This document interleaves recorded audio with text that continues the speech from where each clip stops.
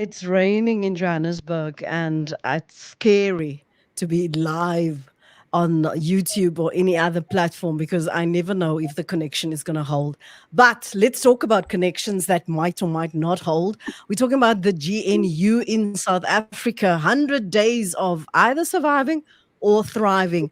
I'm glad to welcome Dr. Piet Kroukamp and Professor Susan Boysen, and we are going to hear their thoughts and their insights about this GNU, this coalition government. What has been the strong points? What has been the highlights thus far?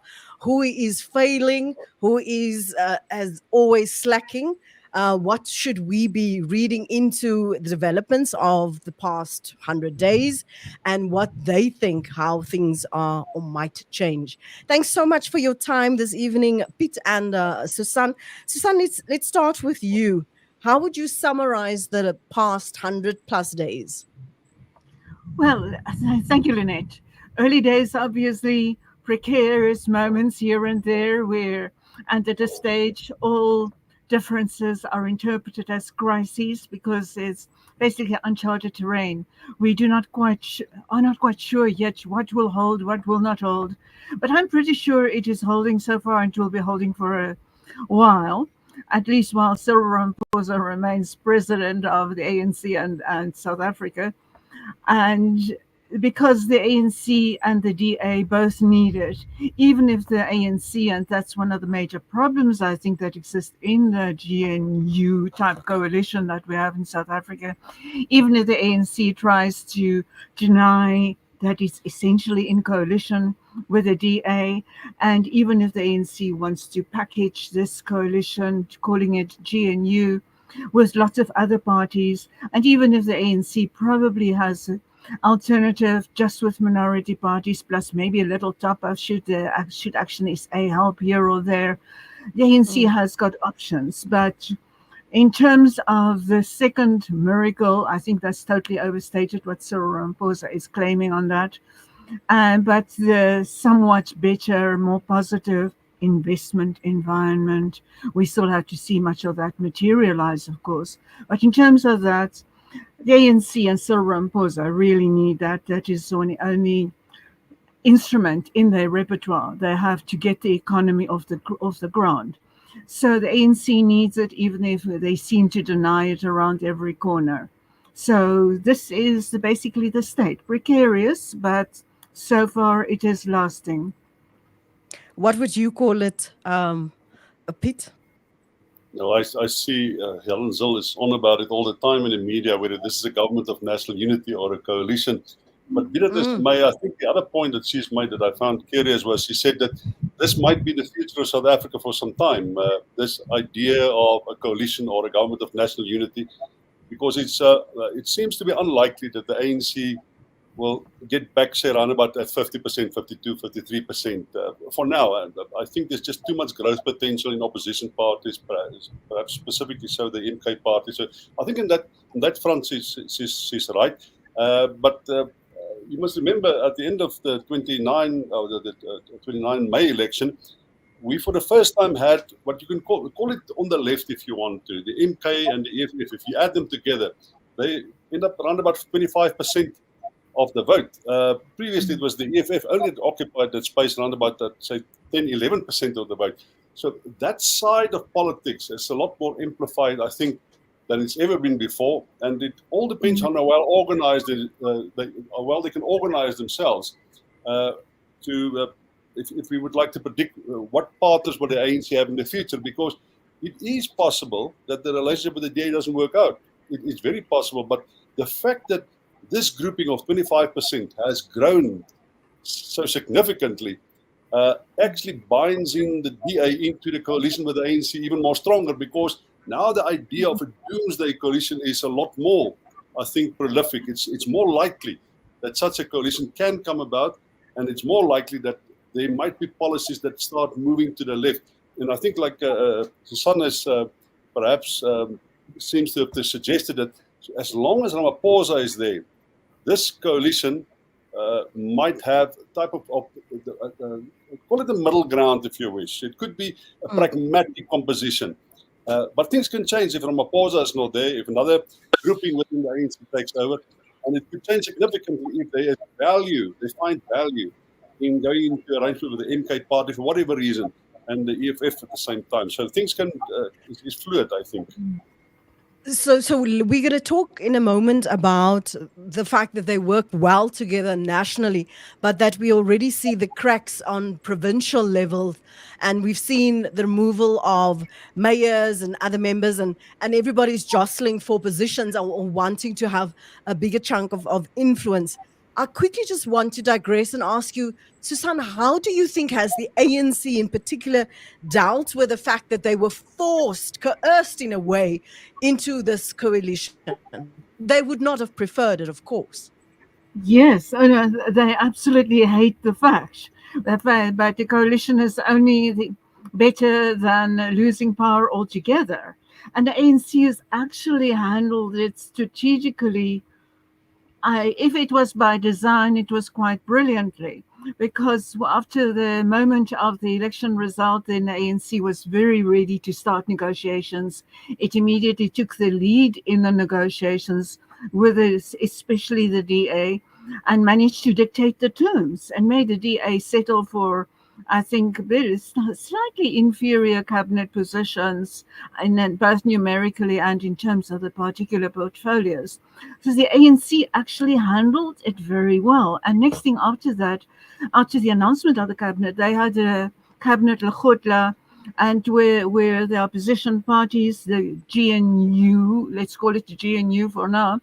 It's a political choice to call it a GNU. It's technically, conceptually, it's not it is a straightforward coalition, but they tied the coalition GNU partners into the National Development Plan, into other policy instruments in the presidency, and voila, everybody agreed to the 3 basic points of consensus, and those are so broad it's almost impossible not to agree with those.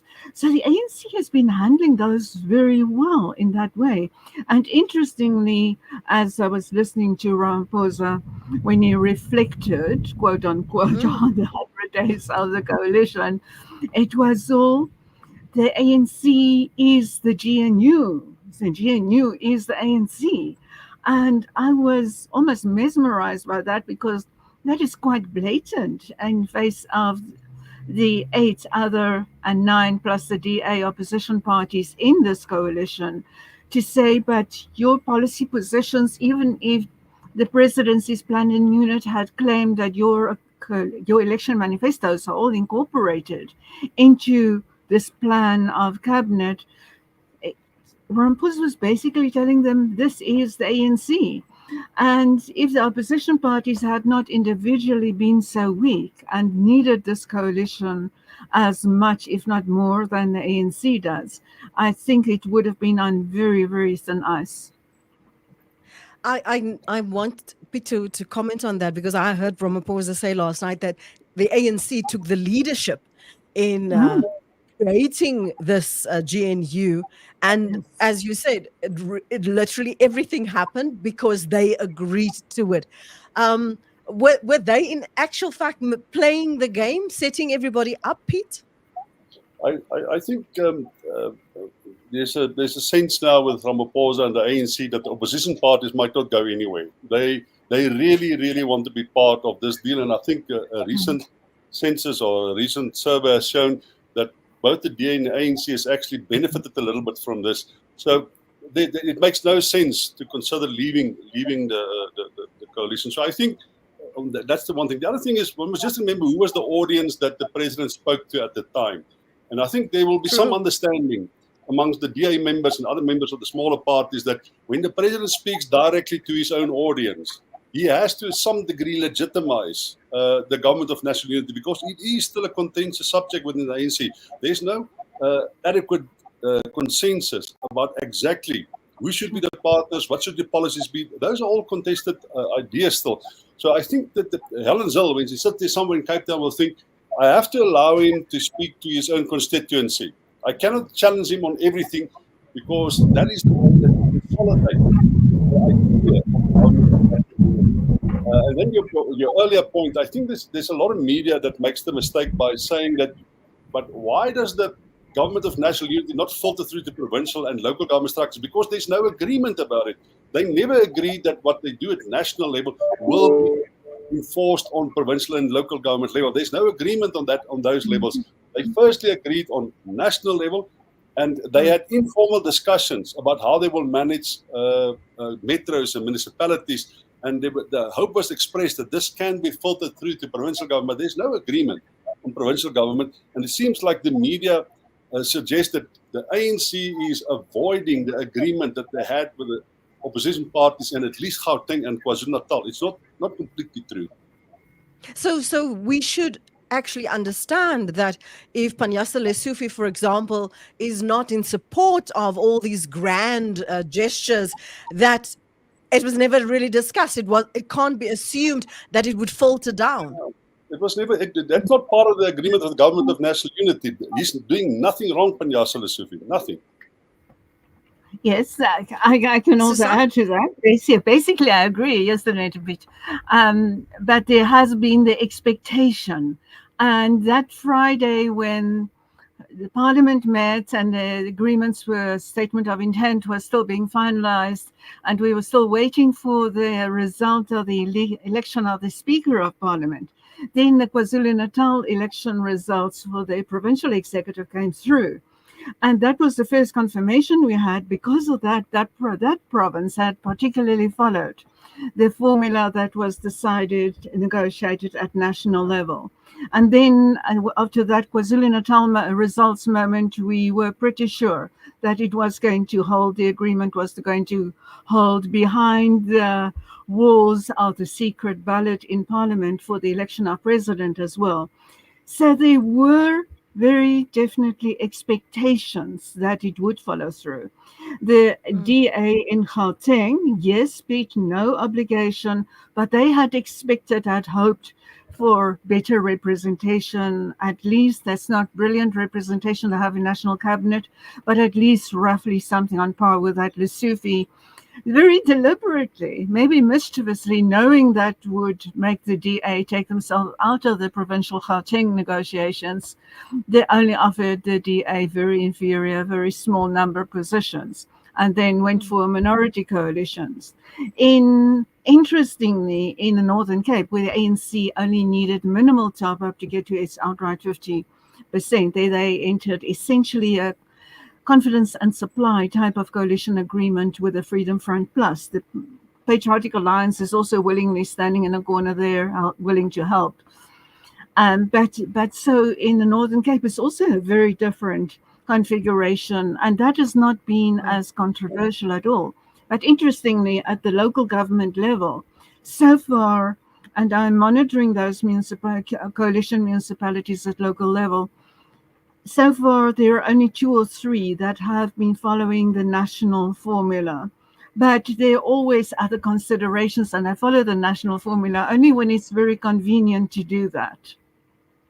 Yes, so when we judge the performance, let me quickly give Pete this opportunity. So if we judge the performance of this GNU, Pete, what are we supposed to be looking at? What are we comparing here? I think that there's one aspect of the government of national unity that they talked about initially, and that was a conflict resolution mechanism.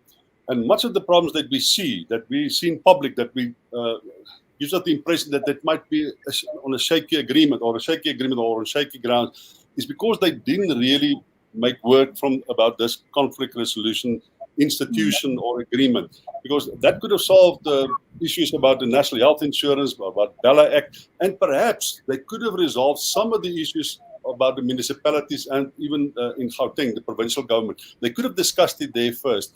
And the president, I think, has learned a hard lesson that unless you create institutions to facilitate the process, there will always be this public display of backing and throwing about who's right and whose point is the strongest and who will leave and who threatens to leave. You have to get rid of the idea that you can threaten to leave the government of national unity in public, and the only way you can do it is to put up an institution that resolve issues before it becomes an issue of public display. So I think one must, if you take that out of the equation and then you ask the question, what are the issues that one has to look at? I think, firstly, you have to give it to some of these DA ministers. They really grind it. They really try to make a difference, at least in bureaucratic type of positions. By the way, I haven't seen anything about John Steenhuisen. He's probably, I'm going to Nampu tomorrow. I'll have a look if I see him there. But he is the worst performer of all the DA ministers in the sense that he's nowhere. You don't see anything about him. You don't hear anything, except when he appoint the wrong people into his office. He's an absolute atrocity what he's done there. And I don't want to quote Johnson here, but even Johnson said, how much worse can you get when you enter office like he has done? But so I think there's the Bella agreement. I think the president, by the way, he had bad advice. You cannot sign a law and then say, these two I will put on hold. If he wants to change that, he will have to send it back to Parliament to make changes to that. But I know for a fact, and I think we all agree there, that as far as the national health insurance, he's going to renegotiate it, not necessarily because of the government of national unity, but several things played a role there. The one is that I think there's a lot of very important people who said to him that this is a really almost unattainable thing if you do it the way the government foresees it. And I also think that there's important people within the ANC. But then there was this survey, and I'm not 100% sure that the survey played the role that some people would like to argue that, which soon after he signed the act, suddenly there was a dip. The Social Research Foundation showed it in the pre-election support for the ANC. And a lot of people attributed that to the black middle class that suddenly feared or withdrew their support for the ANC. I think it's a bit of a skip to get to that point. But the fact remains is they're going to renegotiate the national health insurance plan. And I think I heard a whistle, but I could be wrong because things can change, that he will be willing to make some compromises with the Bella Act in an effort to appease opposition parties, because in some areas they did lose. If so far they didn't get a lot out of the government of national unity. He alluded to it last night in his address to ANC at the ANC celebrations. He said that they are going to look at the structures to strengthen those structures that have been raised by the partners within the coalition, and referencing the Bella Act and obviously NHI. You wanted to comment, Susan, in terms of what are we comparing here? How do we then judge the success, in inverted commas, of what we've seen the past 100 days plus?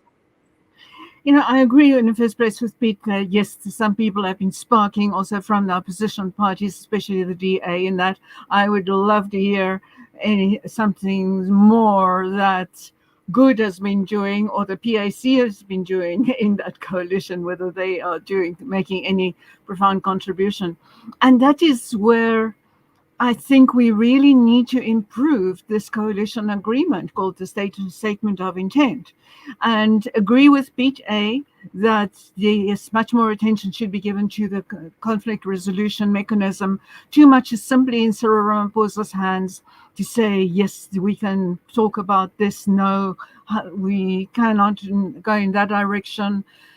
Overall, I think there is such a need to make this moment in South African history, this coalition, GNU coalition moment, one of different ways, getting different ways of doing things in government. And here I'm pleading for accountability, transparency.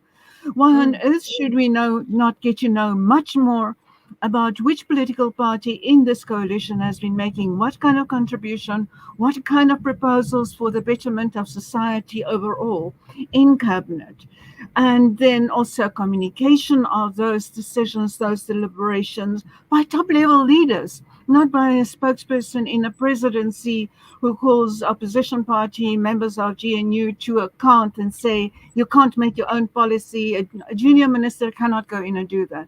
I would like to see top leaders of the parties, the main parties, if not all the parties, in this coalition GNU, going out, let's say about once a month or once every 2 months, and making a joint statement publicly. This is what we have been saying. This is what we have been deliberating on. This is how we want to make the fate of South Africans become much better under this government. Otherwise, and the electorate is going to get very tired very soon of just taking the words of the politicians. And each time there's a crisis, but then it turns out not to be a real crisis. I think there's a great need among citizenry, voters of South Africa, to get the details, primary information on what is happening inside government. There is no legal or constitutional obligation to keep the deliberations of cabinet silent. Yeah, I agree with Susan. I think what the president should be doing right now, I think that's one thing. The other thing is he should immediately get performance review process in place. When the ministers are actually doing their job. The second thing that he could do is just to show that he's clearing the desk, is he can get lifestyle audits on all members of cabinet. Once you do that, it creates the impression of transparency, and that we mean business and we're going to have a clean government. And I think that's of critical importance, that you'll remember just after this government of national unity was announced, there was a bit of inflow in capital, there was a positive feeling towards South Africa. If you want to maintain it, you have to put the architecture and infrastructure in place, do lifestyle audits, get a proper report back from ministers, and get them to sign a performance agreement and hold them to it. Every 8 months or 6 months, you hold them to those agreements, and it's for public. The last time when the president had such an arrangement, he suddenly said, well, it's not for public. We're not going to discuss this in public. You have to do that. If you want to change the idea, the perception of how this government is functioning, those things you have to do if you're the president. Interestingly, there was one time under Zuma's regime. Sorry, Lynette. Just one quick point. Under Zuma's time, at one point, I think it was accidentally, but those performance agreements were online, available publicly if one knew the 200 different component linked URL to use. But that was fascinating. But when I realized it was available, it disappeared, and it has not reappeared under Ramaphosa. But there is a serious need for that. Let's talk quickly about perception. Pitt touched on it. When you and maybe it's dangerous, but if you gauge and you use social media as a barometer to gauge whether South Africans are excited and optimistic, since we have these coalition parties coming together. In your estimation, Pete, do you believe that South Africans are feeling a little bit more positive? I know as soon as Leon Schreiber started visiting all the home affairs and what's his name started getting a tracksuit, Mackenzie. Gayton McKenzie put on a tracksuit and went walking and got all excited about all the sports and happening and going to bring drag racing back to Cape Town, to South Africa. There was a lot of enthusiasm and an outpouring of support. But that's on social media. Let's talk about the optimism in the country. I hear that there's a better relationship between the government and businesses, or business in general. And also our currency, we've seen, has strengthened. It's not so volatile. But perception is everything. And for us to believe this, they will continue to have to be transparent. They will have to be held accountable. But in your estimation, Pete, and I'm curious also because you guys move in different circles, are we believing? Are we buying into this? Listen, I think there's not enough emphasis on what this has done to the ANC. We so much focus on what has it done to opposition parties and the DA. We don't know. We don't assess what has it done to the ANC. Let's face it, Ramaphosa builds his whole career, his last few years in office, he builds on this government of national unity. He's invested everything in it. Somehow he thinks that this must be his legacy. And somehow he thinks that this is the one event that might save him from being removed, like all other last two presidents, from office. So he invested a lot in this. The other thing is that I think that's important is that he seeks to move the ANC ideologically to pragmatism. In other words, we're quite willing to negotiate even those issues that are ideologically associated with our past. He will consider a lot of things that the business community tell him that it's important to them. And I think that is why is I think that is important. Is you will have seen over the weekend they speculated about what will happen after Ramaphosa, who will follow up, who will become the next leader. This arrangement, this government of national unity, will have a significant impact on that discussion within the ANC, because now they also negotiate. The new leadership will talk about whether they will change this ideological arrangement, whether they think it's stand them in good stead. Can the ANC afford to move slightly to the left again? What are the chances of them losing the black middle class if they move away from the government of national unity? All those things will be very important questions, and that you can then eventually tie up with the idea which personality will take over, will be the dominant one and the prominent one to take over from Ramaphosa when he goes. So I think the question about what it has done to the ANC is not really ventilated often enough. That's why I asked earlier how Susan viewed how they've dealt with this being forced into a coalition because of the vote and the outcome, because he touched on it last night as well. It felt like at times that he was reselling and repackaging this so that it could make sense, because it was so stark that the SACP declined the invitation, and we had heard about the cracks with the Gauteng ANC and the competition and the disagreements there. So it seemed often as if he was trying to reassure those at the celebrations that, listen, this is why we're sitting with this and this is what we want to do. But are we buying it in South Africa? Is business buying it, Susan? Are the citizens buying it? Business is something else. I think there are always going to be differences and they go in different directions. But I think if they're astute and they can read the signals, they would also be slightly concerned. I was slightly concerned. I thought Ramaphosa was incredibly defensive. And the fact that he was so defensive, wanting to resell every bit of this coalition, made me really think that he is very scared about what a big part of his own ANC. We know at that initial NEC meeting soon after the elections, when it became clear the ANC had to enter into a coalition, we know that NEC of the ANC was pretty divided. Some of my sources inside tell me it was about 60% for a coalition with the DA and a whole 40% in the ANC NEC against it. And that is quite significant. Some of them might have been swayed in the meantime. They did just obviously go with a consensus position. They support it in public and move with it. But the fact that Ramaphosa was spending so much time last night to reassure his own constituency, yes, he was speaking to them, but he was also very aware that a much broader constituency than just the ANC faithfuls in the street in downtown Johannesburg would be listening to that. So he went a long way to sell and resell and defend and reassure, but this is the ANC that is leading this government of national unity. So I thought his address there showed that he was seriously concerned. So, Pete, what if Ramaphosa is no longer the glue that holds and keeps this together?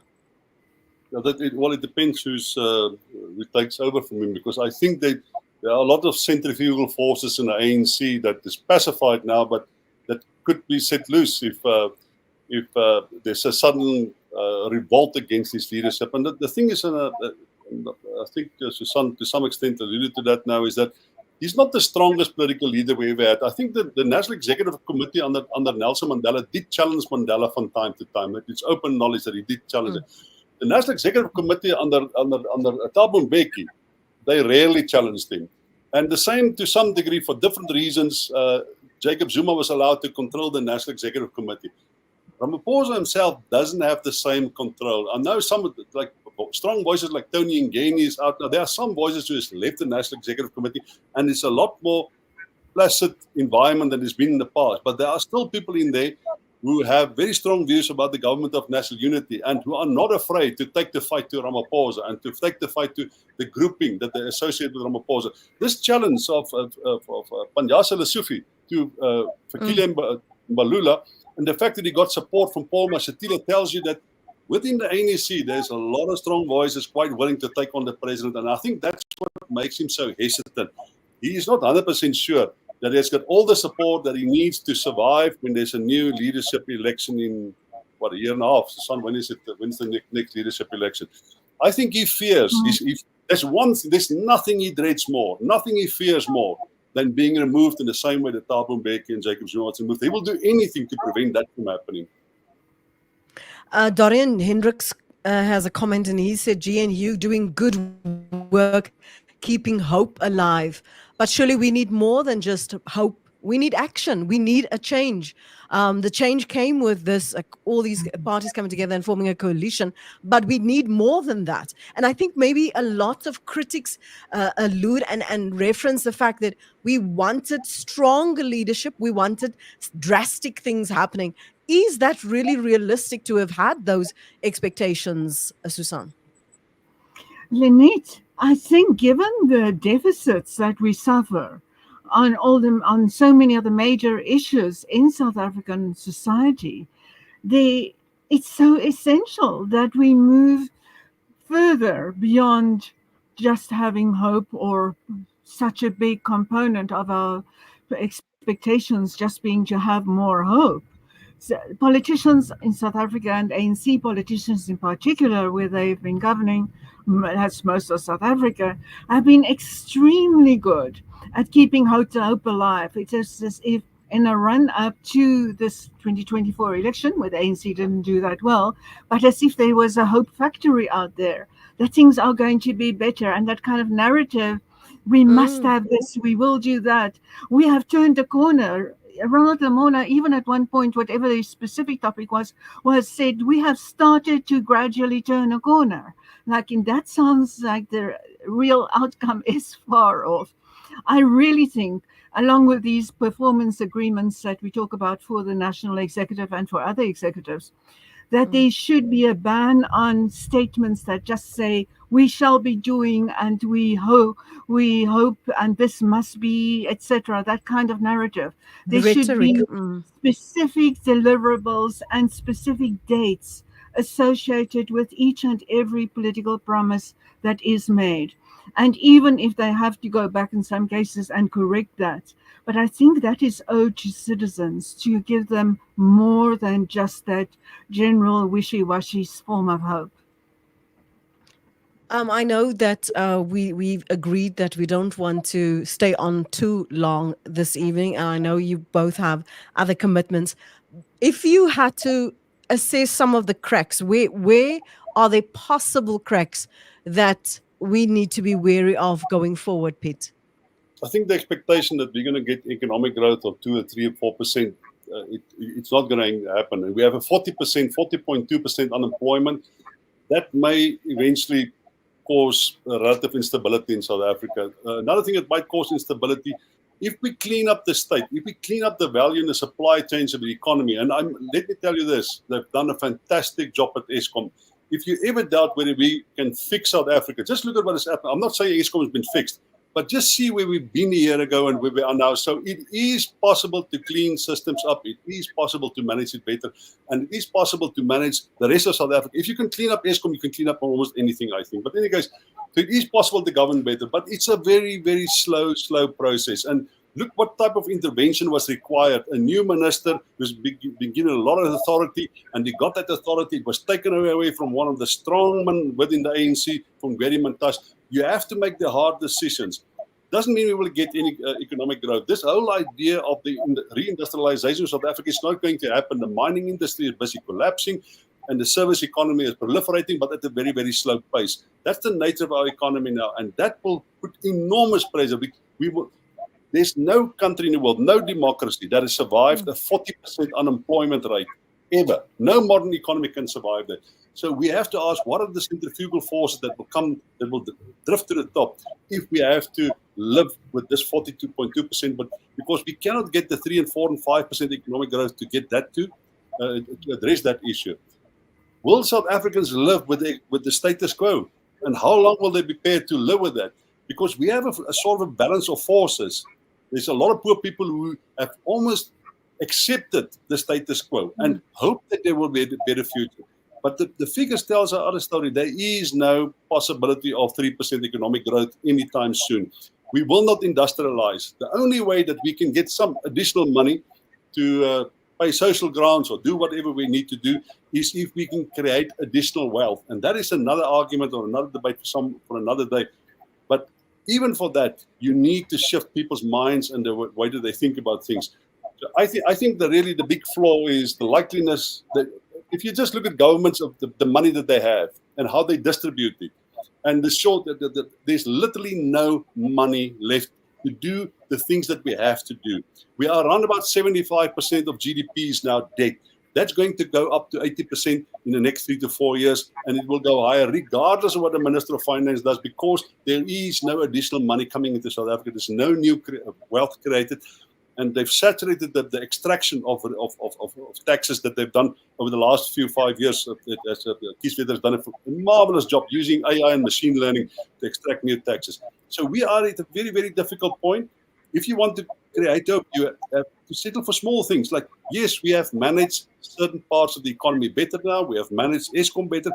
And that's where we have to start. Just manage what we have, manage that better. Because new wealth and new growth, there's no indication that it will come anytime soon to resolve our questions. Susan, do you agree with Pete there? Yes, I think he has accurately pinpointed quite a number of these issues. And when I have to reflect on the potential cracks in the coalition, it will be at that confluence of these policy issues, at the substantive delivery issues, and the party political motivations, how the political parties are going to explain to their constituents, come if the coalition lasts up to 0.5 years or whatever other turning point there may be, then when these parties have to explain to their constituencies, why has there not been more? Why has this GNU coalition not actually delivered? At what point are the political parties going to have to say, but it is not continuing to strengthen our bases, our support levels, as we have seen in recent polls now in this early GNU honeymoon period, parties have been increasing their support. I believe there is going to come a point where that is not going to happen, and how political parties are going to explain that to their constituents, and especially in the run-up to elections. We know by now the local government elections are going to be about 25 months from now. I've heard somebody in IEC confirm that today. So 25 months from now, can political parties show things that have changed at national and provincial levels, but it's enough to carry them through at the local levels, to continue defending coalitions at the local levels? And what are the other public opinion polls telling us? And when these two indicators of elections and polls stop telling political parties you are gaining benefits, that is when we're going to see divergence and falling apart.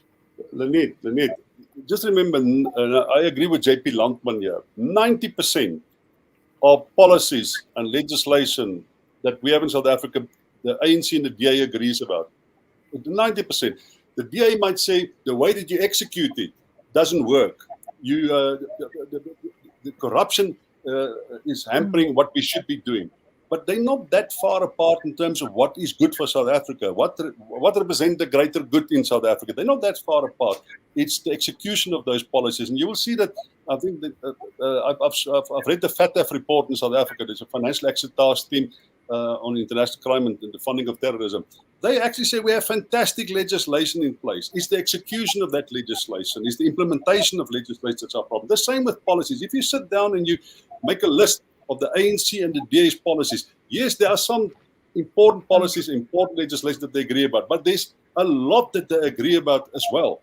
And it's quite possible if to manage South Africa better. I have a lot more hope than most people for the coalition. First of all, because I think nobody can go anywhere, nobody wants to go anywhere, and I think there's a lot more agreement about what should be done. It's just a matter of capacity. The ANC is so corrupted that it's quite often difficult for it to do the right thing. Not that they don't want, the president wants to do the right thing. Many of the members of the ANC really want to do the right thing.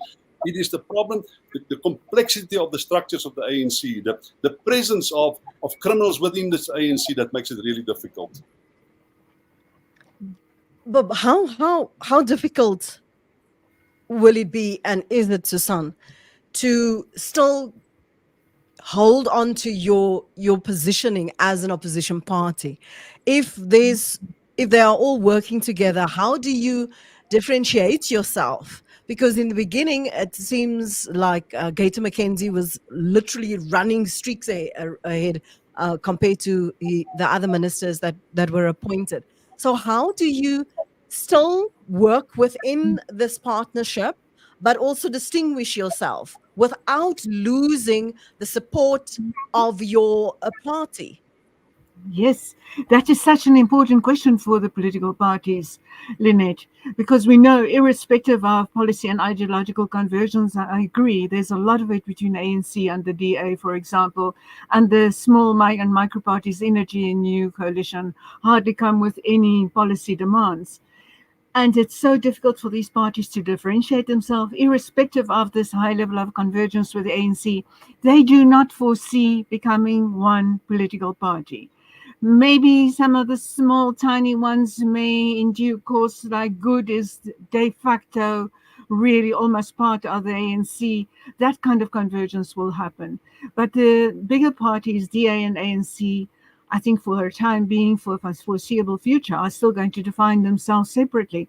And unless they want to merge and become a GNU party, and I don't think that is going to happen, but unless that happens, they're going to want to differentiate themselves, and they will emphasize the differences in policy and execution that they have, especially when we see a run up to the next election, because they don't want to enter a next election under the mantle of actually being an ANC sidekick. That will be their own death warrant that they sign at that point. So they will be very careful to differentiate themselves.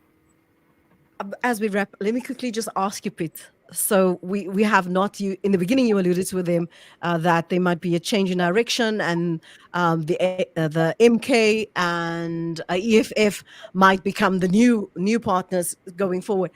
Why have we not spoken about what's been happening in MK and the EFF? Is it because we've been carried away and swaying and about the GNU so much that we've ignored that was in the beginning quite a big threat?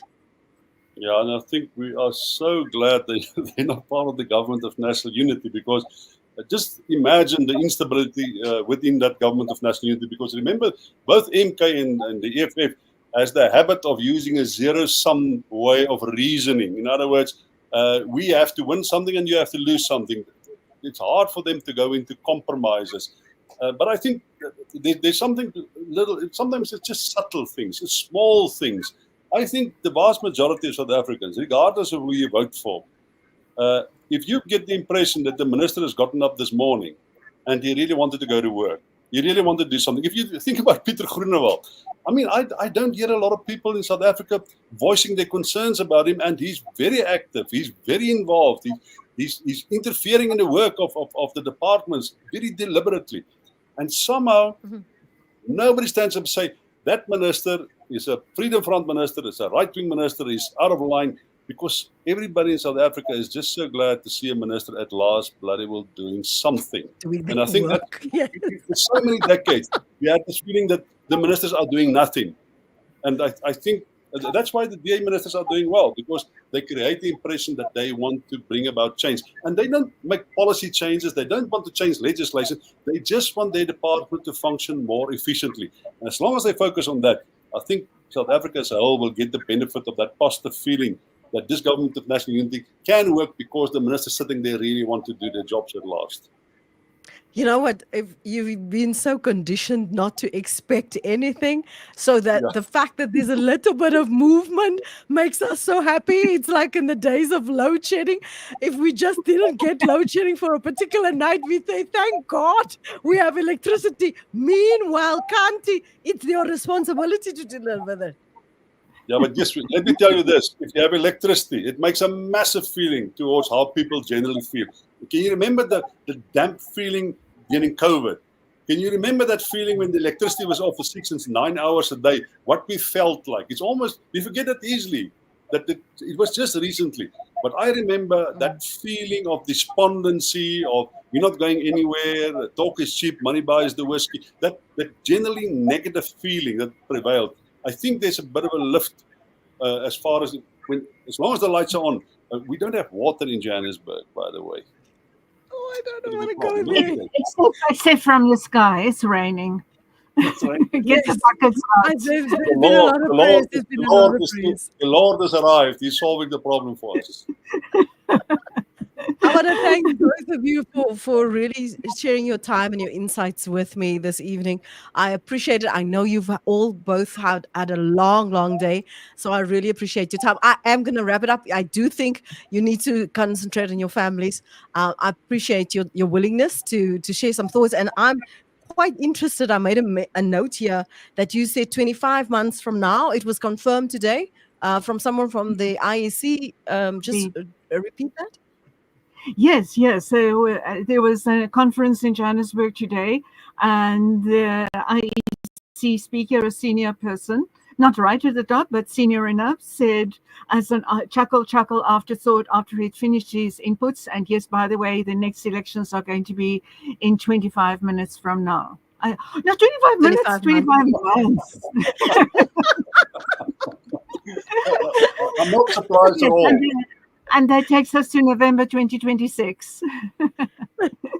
November 2026. Interesting times ahead. Thank you, Dr. Piet Kroukamp. Thank you so much for your time, Professor Susan Boyen. So I really appreciate it. And have a good evening. I hope to speak to you before 2026. Definitely before then. Thank you, Piet. Take care. Have a good evening. Thank you. There we go. And that's the discussion that we've had for this evening. Thanks so much for joining us. Thanks for participating. Thanks for the comments. And remember, if you did miss out on the discussion in the beginning of our conversation, this evening we started at about 7:00. You can watch the repeat on YouTube. Besides going live, it records and it will be there if you want to listen, and you feel free to comment on it. I see there's a comment now. Unfortunately, I said goodbye to them already. Thanks, Dorian. Let me just put you up on the screen. Thanks, guys. Very important topics. I agree and appreciate your feedback. And thanks for joining us and participating in the conversation. And feel free to subscribe to the channel if you haven't done so yet, and to like. Every like and tells the algorithm, oh, interesting. Let's push the conversation. Let's rank it. Let's make it more accessible in the search bar. So thank you so much. I am going to be back soon. I'm not live tomorrow, but I am recording. So if you don't want to miss out, subscribe to the channel and share it when you see or hear something interesting. Every like really does count, and it means a lot to me. So have a great evening and take care of yourself. And let me just say, if you're trying to reach me, this is my email address where you can reach me if you want to send comments, or maybe you have even suggestions of who I should invite or what you think we should tackle, not only in South Africa, because I might sit physically in South Africa right now, but we cover news and stories that touch our hearts and our minds from Africa and beyond. That's what we try and do. And I subscribe to this teaching that when I was growing up in South Africa, each one teach one, and this is what we're trying to do. So thank you so much for your support. I've been trying to just kind of log off here. I'll do that soon enough. Thanks for your time. I hope that you have a great evening. It's only now 10 to 8 SA South African Standard Time, but loved your company, loved your feedback. Have a great evening.